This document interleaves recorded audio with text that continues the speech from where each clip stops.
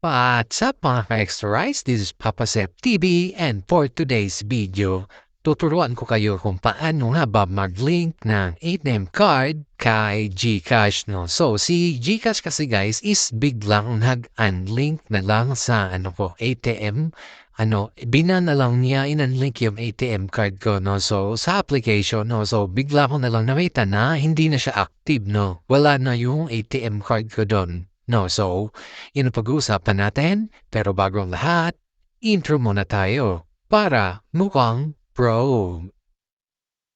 Subscribe now and press the bell icon. Never miss an update.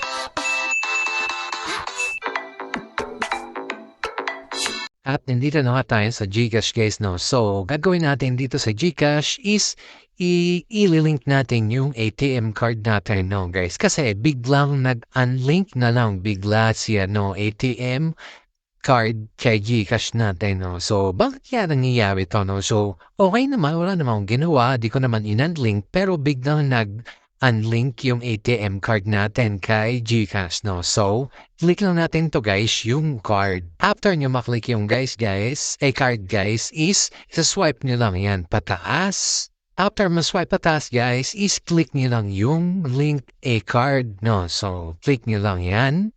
And after nyan guys, is hihingi si Gcash ng OTP PIN, no? 6-digit OTP PIN, no? So, after nyan, may lagay nyo is eto na yung lalabas, no? So, hihingi dyan si Gcash ng last 4-digit ng ATM card number nyo, no?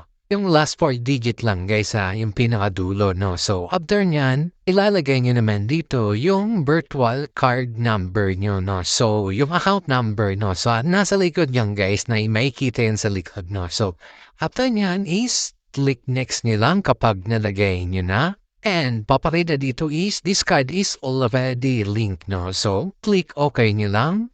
At dito na nga guys, successful na yung pag-link natin kay Gcash ATM card, no? So, click lang natin tong Gcash Mastercard, no? So, kita nyo active na siya. And click nyo natin tong Let's Go. At may kita nyo dyan yung virtual ATM card natin. At the same point, yung ATM card natin na hawak natin, no? So, click next nyo lang or skip nyo lang din, no? So, blinerd ko nga pala dyan guys yung number, no?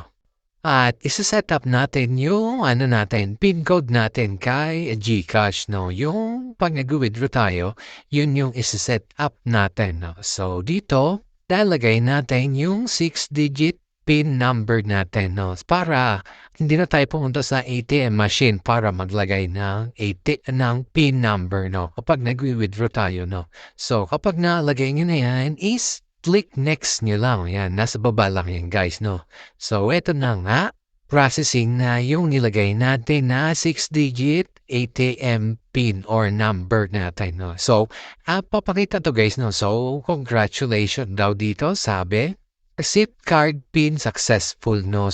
So, successful na guys. So, click OK nyo lang yan. And, ayun lang guys, napakadali lang mag-link ng ATM card kay Gcash, no? So, di ko alam kung bakit biglang nag-unlink, no? So, hindi na masyadong safe si Gcash sa atin, no? So, nagdadalawang isip. Kasi, bibihira ako na lang gamitin guys si Gcash, no? So, PAYMAYA talaga ako. Kasi, hindi siya masyadong nagkaka-problema, no? So, yun lang guys. At, syempre, kung gusto nyo na itong video na to, please don't forget to like, share, and subscribe. Thank you, and God bless.